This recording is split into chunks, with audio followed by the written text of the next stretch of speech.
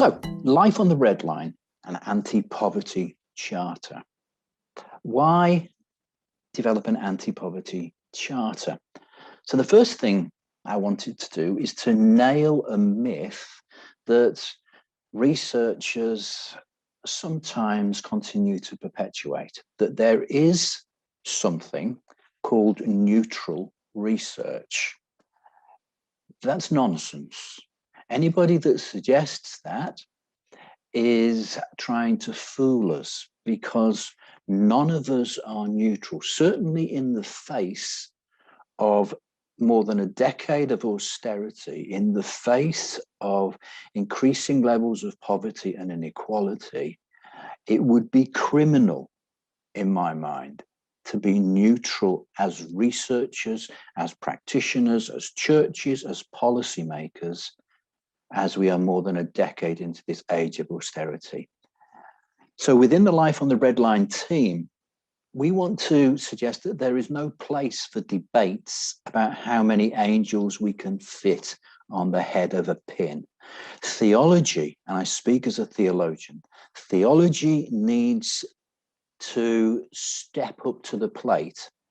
Theology needs to honestly and openly say, we are here to make a difference. Our research is not neutral because we reflect what we believe is God's preferential option for the poor in the face of structural injustice. In the words of Dietrich Bonhoeffer, Bonhoeffer reminds the church that we're called not simply to bind up the wounds of the broken beneath the wheels of injustice, but to ram a spoke into the wheel of injustice itself. So why an anti-poverty charter? Well, because we want our research to be a force for progressive social change. The charter has emerged out of successive conversations and discussions at the National Poverty Consultation that our project partner, Church Action on Poverty, and the Life on the Breadline team collaborated in developing. The National Poverty Consultation in 2021 spoke specifically about the development of an anti-poverty charter. So, consultation over 3 years arising from our research, consultation at the National Poverty Consultation earlier this year, and then conversations with representatives from all of our 6 project case studies over the last few months. So the charter, we hope, is something that has emerged from conversation and consultation to meet the needs that I identified a moment or two ago. So that's something of the how. Let's think about the what. We're conscious of the fact that it is absolutely vital, if this anti-poverty charter is going to have an impact, that we all make it our own in the places and the communities where we live. So the anti-poverty charter is very, very deliberately adaptable and needs to be contextualized and rooted in the challenges we face in our neighborhoods. So that's something of the how and the why and the what. Let me say something now about those values that I've referred to that you will see on the anti-poverty charter. And these are values that we have talked over with our project partners and case study partners over the last few months and longer than that, since 2018. Here are those values. I'm not going to read them all out because you can see them on the screen, but the anti-poverty charter is rooted in the conviction that all people are equally precious. We are all created in the image of God, so we are all equally precious. We're therefore called to reject stereotypes and binaries that objectify people. We are called in an unjust society to take on what's often referred to as the preferential option for the poor. That's a phrase that emerges from Latin American liberation theology. In an unjust society, a loving God necessarily, liberation theologians argue, has a preferential option for the poor. We need to focus on dignity and assets that are already present in local communities. The church, we believe, is called to consciously prioritize people experiencing poverty.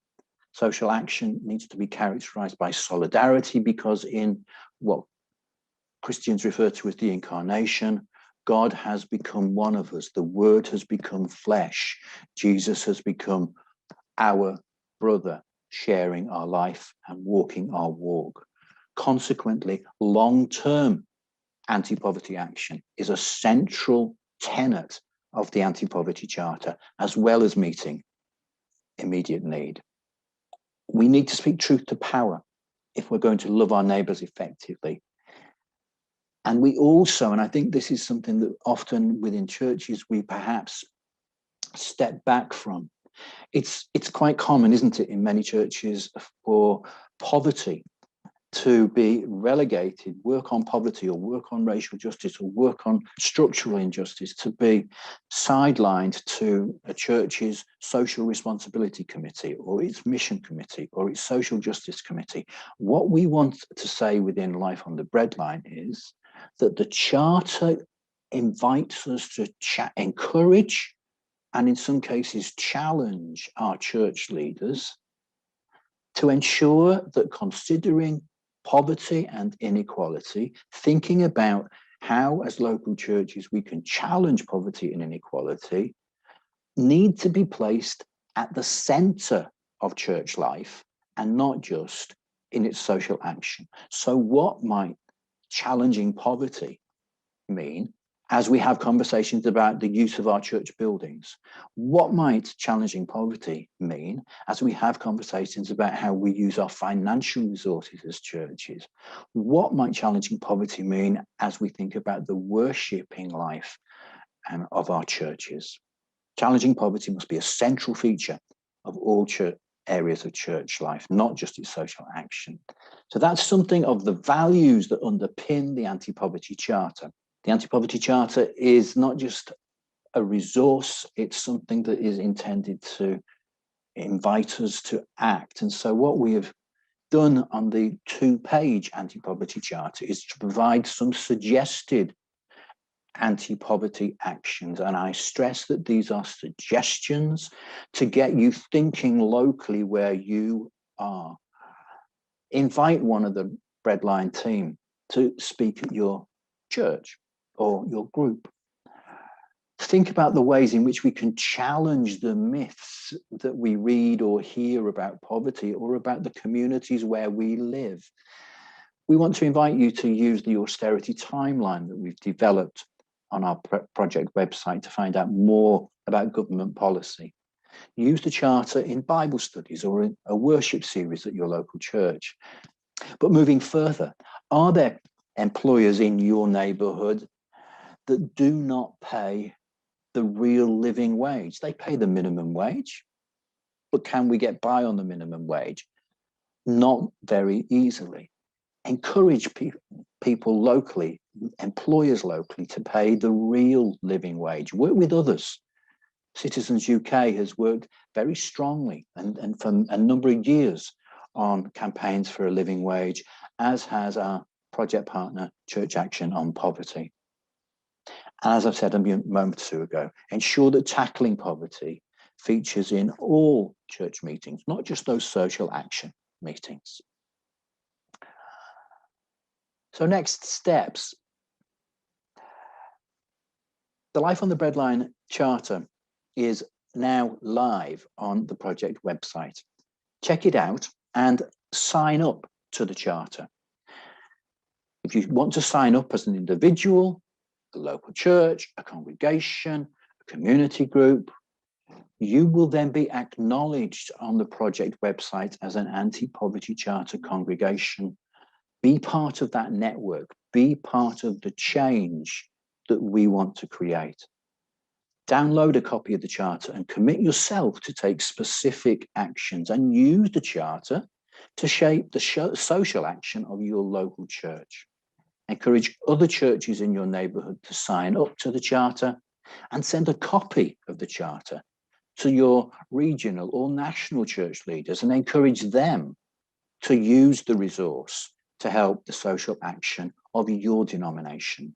And why not get back in touch with us, perhaps 6 months down the line, to let us know what actions you've taken as you've started to reflect on and use the Anti-Poverty Charter.